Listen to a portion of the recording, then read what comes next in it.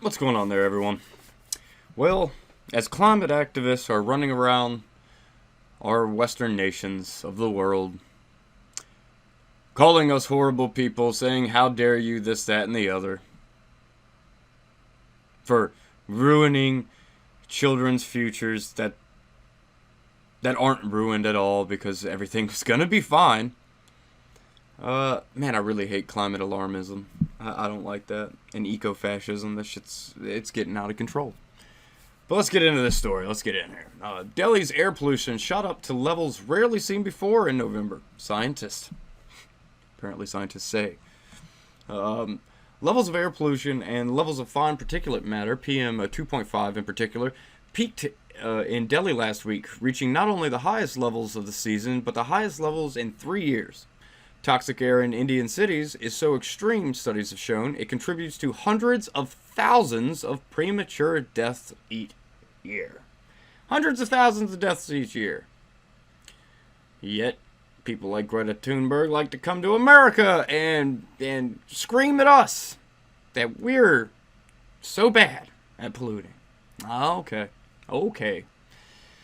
Schools had to be closed and flights canceled, while residents were told to avoid outdoor physical activities and advised to wear anti-pollution masks last week. Some ministers pre-offered their own solutions, from eating more carrots to listening to music. Okay, I don't understand how any of that's gonna help y'all's situation, but okay, eat carrots and listen to music. That's cool. You can feel the heaviness and the higher levels of pollution in the winter months. Warning, I'm going to destroy a lot of names because these are Indian names and not American names. So I will do my best. Lalit Dandana, director of Indian State Level Disease Burden Initiative, told Newsweek, pollution measured the air quality index has decreased since the start of the month, when levels in some parts of the city approached 1,000. That's incredible. 1,000 is ridiculously high. Anything above 100 is considered unhealthy, and 300 is considered hazardous for human health. But levels still hover around the 200 mark. And as you can see, this is a picture. You can see the aircraft engine right here, and way down here, if you look hard enough through that smog, you can see a city. Yeah. We don't have nothing even remotely like that here in America. So stop yelling at us. In most of October, PM 2.5 was actually somewhat... That's a lot of miles. Jesus, excuse me. What's in your... Stupid ads. Was actually lower than previous couple of years, said Dandana. But then, in the last couple of days in October and the first few days in November, it shot up to levels that we have rarely seen before. Delhi's Chief Minister Arvind Kejriwal, I'm going to go with that. Sorry if I screwed it up. Called the levels of pollution that were engulfing the city earlier this month unbearable, comparing India's capital to a gas chamber. Wow. I'm glad we don't have that problem here in America. But you wouldn't know that if you listen to these climate activists. India's pollution is exacerbated by the number of circumstances that coalesce at this time of year, from agricultural crop burning to certain atmospheric conditions. Jesus Christ, I can't speak. Air pollution levels fluctuate due to swings in a combination of factors that cause air pollution in Delhi National Capital Region, said Dandana. These factors include road vehicle emissions, construction activities, thermal power, and industry emissions, diesel generator emissions, agricultural and other waste burning, road dust sweeping, use of polluting cooking fuels by roadside eateries, and wind patterns. As for the latter, cooler temperatures and stagnant air trap air pollutants lower in the atmosphere. Further stress is placed on air quality by the stubble burning and setting alight of agricultural leftovers after the harvest. That takes place in October and November in the surrounding states of Punjab and Haryana, which add to the amount of particulate matter 2.5 and other pollutants in the air. In a visit to South Asia last week, UNICEF Executive Director Henrietta Fore described the situation as a crisis. You could smell the toxic fog even from behind an air filtration mask, she stated. Yeah, of course you can. The mask isn't there to block smell, it's to block particulate matter. Silly. Around 620 million children in the region breathe polluted, toxic air. Because they have smaller lungs, breathe twice as fast as adults, and lack the immunities that come with age, children endure its damaging health and neurological effects the most, added Ford. You can see where we're going with this. It's pretty intense. Let me skip through that. Ambient particulate matter pollution was responsible for 670,000 deaths. Household air pollution was responsible for a further 480,000 deaths. Wow. That's staggering. And that's in a year. That's per year. That's crazy. That's crazy. And this is one of the countries that I always cite is one of the biggest polluters. But no one cares. No one cares that India is a big polluter. No one cares that Africa is a huge polluter. And no one ever seems to care about anything China does, because China is apparently untouchable. And we could see that a lot with what's been happening in our news lately about our companies. Let's switch over here. This is China's pollution is so bad, it's blocking sunlight from solar panels. That's intense. And also, us Western nations don't seem to have this type of problem, so why are we getting yelled at all the time? Why are the most proactive nations, when it comes to pollution and cleaning it up and lowering CO2 emissions, why is it that these nations get yelled at more than anybody? Oh, is it because we're nice? We're the nicer nations? We're not going to just jump all over you for your nonsensical lies? Probably. Yeah.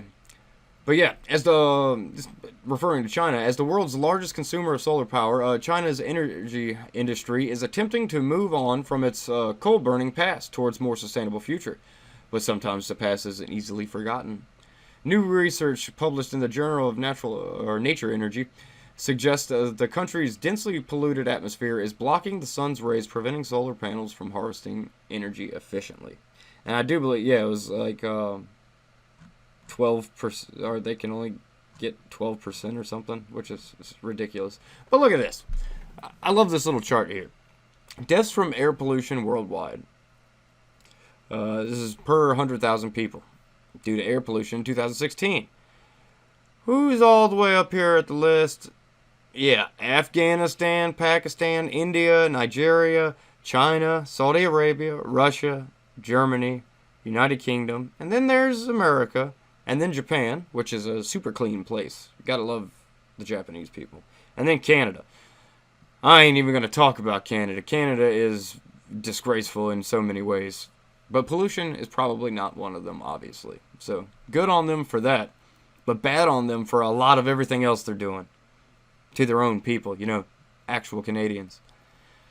But that's a whole nother situation. But as you can see, she's only, when it comes to places that pollute as much or just a wee bit more than us, she's only been to two Western nations, the United Kingdom and Germany.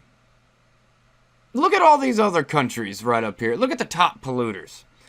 Russia, Saudi Arabia, China, Nigeria, India, Pakistan, Afghanistan. What do they all have in common? They're not Western nations. And they're not places where you can openly talk about anything that may be seen as a way of criticizing the government. With that respect, India, I'm not sure about that. I give a lot of credit to Indian people. Like, I like the Sikhs and whatnot. They're good people.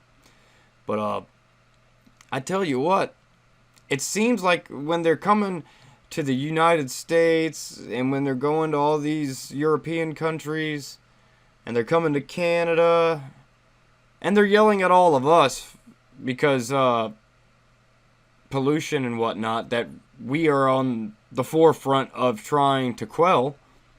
But they leave all these other nations out. They leave all these other nations out. Why is that? Why don't you go to the problem? Go straight to the source. You know, I would love to see her, Greta Thunberg and her little clan of radicals, go to Afghanistan. Go there and protest. Let's see. Let's see you try to make some real change in this world. Go to Pakistan. Go to any of these countries and yell at them. Yell at their people. Yell at their government for not doing enough. Let's see what happens. You never know. You could make the ultimate change. You could make the ultimate change and get these places to see your point of view and say, you know what, we're really going to turn this around for you and for the young people. I don't think they're going to give one shit about that, to be honest with you. I think they're going to look at you, and if you even get in the country and start spewing this, and 1, 2, 3, 4, 5. In 5 of these nations, you may possibly disappear without a trace. And that would be the end of that situation. And in 1, 2, in 2 of these nations, you'd probably just be jailed, or kicked out of the country permanently, or possibly both. You'll probably be jailed, and then when you get out, if you get out, you'll be kicked out. But stop. What the whole thing of this is, whole purpose of this video is to say, stop yelling at the nations that are proactively trying to help. If you're gonna sit here and want to scream at people who are such a big problem to polluting, go to the source. Go to the source. This graphic right here gives you the main sources. Go there. Go to one of those. Stop coming to us. Because you're not doing anything. You're not doing anything positive. What you've done is further divided the people in our countries. In every country that you touch, you further divide the people. Because then you make the activist type lose their...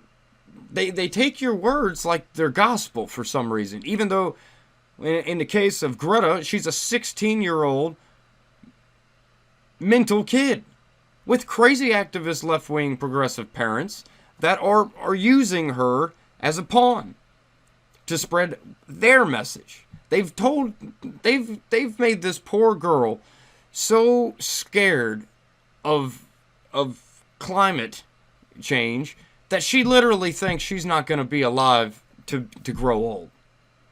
That's bad parenting. That's borderline child abuse. I would go as far to say that is child abuse. That is mental abuse.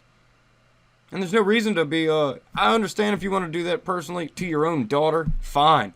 But then having your daughter come out and spew your words of hate